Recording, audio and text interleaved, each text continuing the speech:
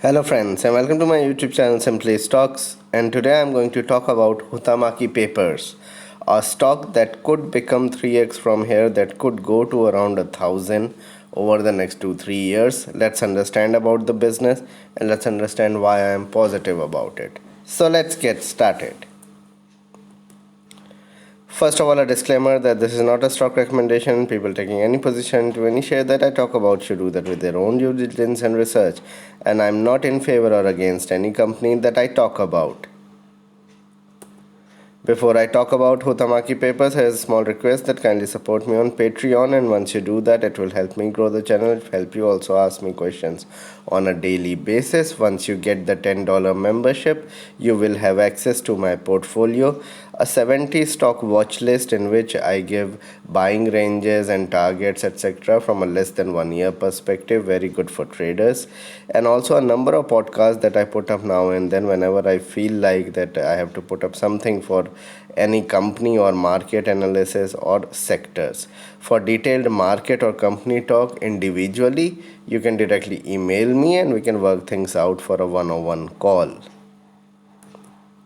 Now about Huhtamaki Paper, established in 1935, they provide packaging products, has leadership in this packaging domain, exports their you can say material to Africa, Middle East, Australia, New Zealand, and all of Americas.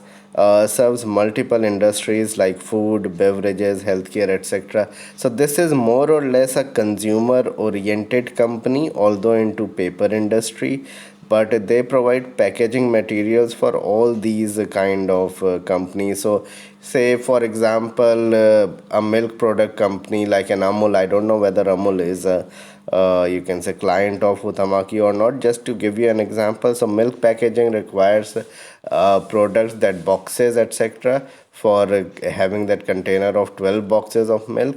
So those boxes are prepared by, or such products are prepared by Huhtamaki Paper. Similarly for cold drink companies etc.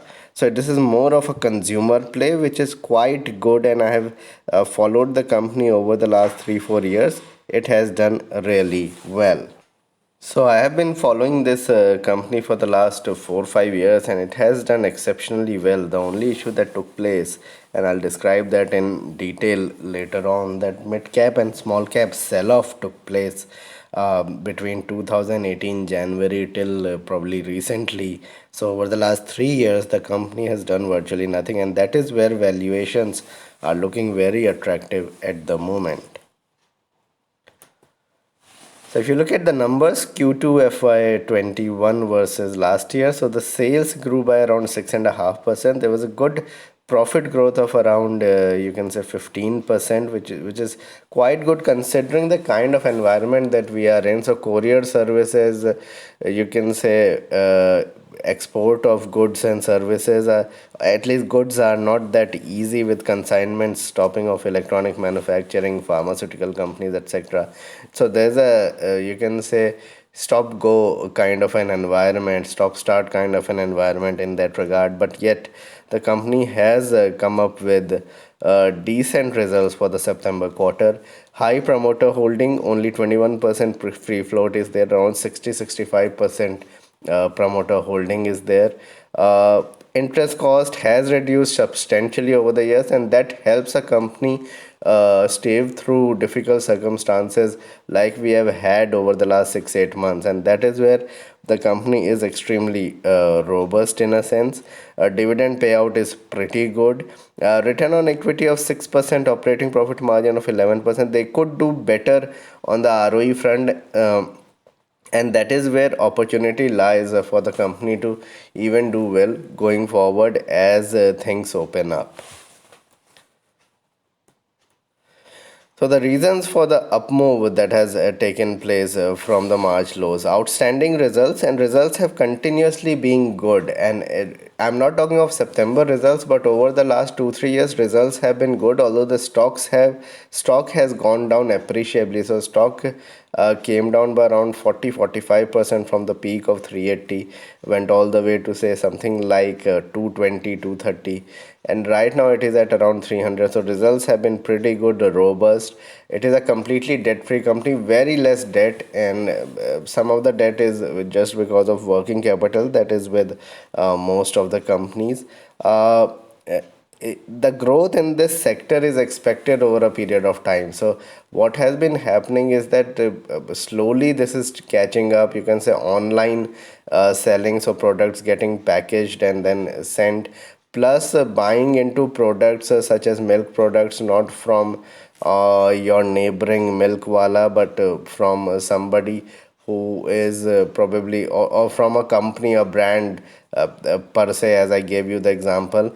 And there are many examples of such kind in which packaging products are used big time. So things are changing, so growth in this sector is pretty evident that over the years would come in. Raw material cost up till now has remained under check and has remained low. So we have seen how oil prices has remained low. Now the prices of oil is surging, but still at $50 per barrel is nothing like what we have had in 2007-8, when it was around $140 per barrel. And the business is pretty simple, that they provide packaging products, they provide the material for packaging any kind of products, and of different kind of papers, and so that is a pretty simple business to understand. And I believe that most of the investors would like to invest into such companies.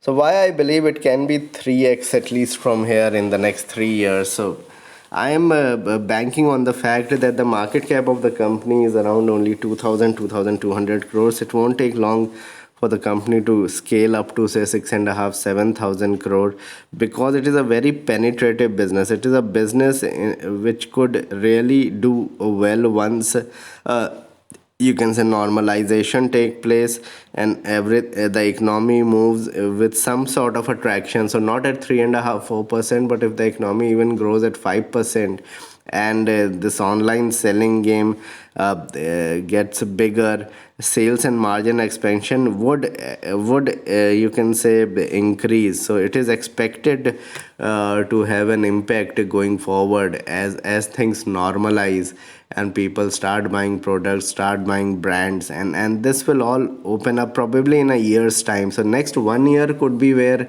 the stock may remain in a range of 380, 390 on the upper side to about 280 on the lower end.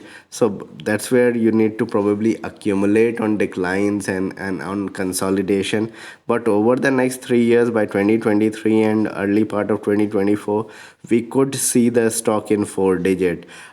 P is very attractive at around 14 times earnings, although it is being treated as a paper company, and paper stocks normally trade at 10-12 times earnings. So it is round about there. I feel it should be treated as a consumption company. In that regard, I believe that the stock could end up trading at something like uh, 20 times, 25 times. So if earnings also improve and then the PE expansion takes place by around 60-70%, we have a situation where the stock should trade at around for 600 to 680 already on current earnings.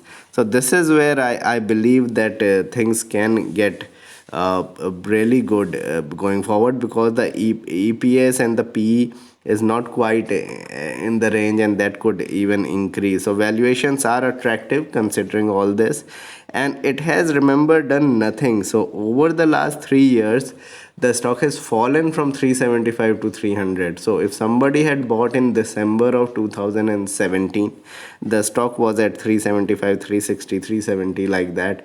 Today the stock is at 300. So over 3 years, no returns.